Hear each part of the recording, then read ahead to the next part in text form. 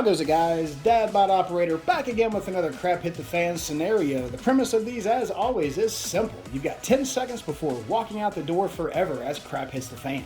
You can only grab one of these two rifles on your way out the door. Which one you grabbing? Today's contestants are the Knight's Armament SR-15 and the LWRC IC-A5. I'm going to do an in-depth review on both of these rifles, and at the end, I want you to put your answer in the comments below. Which one you grabbing? Let's go. Up first, the rifle that I have wanted to add to my collection ever since I knew there were rifles. The Knight's Armament SR-15, chambered in 5.56. Beautiful FDE Cerakote on this. In fact, even the barrel itself is Cerakoted in that FDE color. A note about quality control on this, though, as you can see at the top, it appears that they just Cerakoted it with the flash hider in place. For a $3,000 rifle, seems like a bit of an oversight, but I digress. 16-inch cold hammer forged chrome lined barrel on this bad boy, topped off with a Knight's Armament 3-prong flash hider built for its Knight's Armament suppressor and world famous backup iron sights. Direct impingement operating system is what runs this sucker, topped off with an M-LOK surrounded 15-inch Mod 2 handguard made of 6061 T6 aluminum. Fantastic durability on this. Moving on down, you can see they thought of everything by including a nice little QD slot there for you for your slings. Coming on down, EOTech EXPS-3 sitting on top of this for the time being.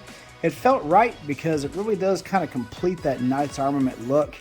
Nice holographic sight here, and the great thing about the EXPS-3, night vision. One of these days, I'm going to drop $3 and have some night vision, but not today, boys. Not today. Coming on down, we have the most important part, that Knight's Armament logo there. Stoner rifle for the win. Fully ambidextrous controls on this. You can see bolt release, mag release, and safety selector, and bolt release, mag release, and safety selector. Top it off. 7075 T6 aluminum upper and lower on this as well. Fit and finish is good, but honestly, not great. I was a little surprised by this. Whenever you pull out the mag well, you can see that they didn't even Cerakote the inside there, and you've got a lot of overspray on the inside as well. Found that to be, again, odd for a $3,000 rifle. Now, this was built during COVID, so they may not have even been looking whenever they were putting this thing together, so I guess I should just be happy that it works in the first place. Coming on down, I replaced the standard stock and grip on this because those were just straight up Bush League Magpul garbage whenever I got them. Replaced it with a Magpul K2 grip. Nice little rubberized overmolded grip there. And the king of stocks, the LMT SOPMOD stock.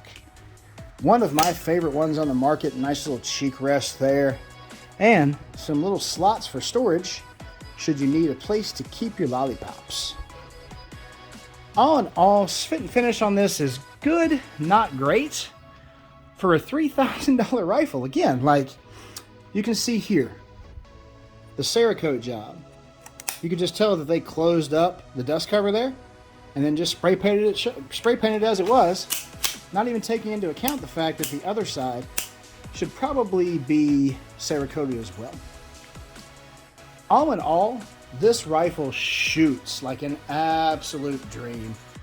Bonafide tack driver and well worth any QC issues that come from a crappy Cerakote job. I also replaced the charging handle because it was kind of a regular old charging handle with a Radian Raptor. But the thing I did not replace is this trigger. Knight's Armament has one of the nicest stock triggers on the market. And if you want to buy one of these straight out, you're going to spend about $250 just to get it. 2-stage trigger, so you've got about 3 pounds of uptake. Nice solid wall into a smooth and crisp break as well. Overall weight on this is about 6 pounds, so really light, easy to maneuver. All in all, Super happy that I have it. The Cerakote job is kind of a downside, but the weight of it more than makes up for it. The reliability of Knight's Armament more than makes up for it. And I was up at 1.5, 2 MOA with just regular old 55 grain Winchester white box out of this guy. So again, well worth it, especially considering that this was built during COVID. The fact that it's got Cerakote on it at all is probably a pretty good thing in my opinion. But all in all, a great SHTF rifle. But let's look at its competition. Its competition today is the LWRC IC-A5. Chambered in 5.56 as well. Beautiful FDE Cerakote on this one too. 16-inch cold hammer forged chrome lined fluted barrel on this, which helps with weight and aids in cooling. Beautiful barrel on this. Short stroke piston operating system with 2-position adjustable gas block. Proprietary rail on the front here, 12-inch rail on it as part of a mono forged upper. You can see where the upper extends out to here. Really nice design overall with this. That short stroke piston operating system does add with suppression capabilities, giving you a lot easier way to suppress the rifle if you'd like. So in a SHTF scenario, could be a benefit. Speaking of benefits, in an SHTF scenario, a 1-to-8 LPVO would sure come in handy. And that is what is topping off this LWRC today. EOTech Voodoo 1-to-8 on this, sitting on a QD American Defense Manufacturing mount. Moving on down, 7075 T6 aluminum on a fully ambidextrous lower. Beautiful setup on this as well. You can see ambidextrous charging handle on there too. And some of the nicest backup iron sights on the market as well. LWRC really does make some gorgeous backup iron sights. Differentiator on this is that trigger. You can see the G there, meaning Geisley. SD 3G trigger. It's a one-stage trigger, no take-up at all. About 3.5 pounds. Just glass breaking goodness, fellas. I left the furniture alone on this because I kind of liked it. Don't really like the grip angle so much on this grip. I usually like a little more of a straightforward B5 Systems style, but I really do like the grip texture on that, so I'm hanging on to it. LWRC also gives you a nice little compact stock.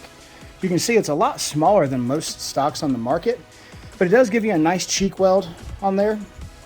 Give you the ability to utilize that, and honestly, you need a nice cheek weld because the weight on this, boys, is hefty. It's about 7.5 pounds all in before you stick an EOTech 1-to-8 on the top of it. So it's got a little bit of hefty weight to it when all is said and done. But quality control is absolutely flawless on this. You can see there is not a single issue with this rifle in terms of quality control. Short stroke piston operating system, like I said, is great for suppression, not so great for accuracy. Accuracy on this guy is probably right around 2 MOA, with just regular old 55 grain Winchester white box. All in all,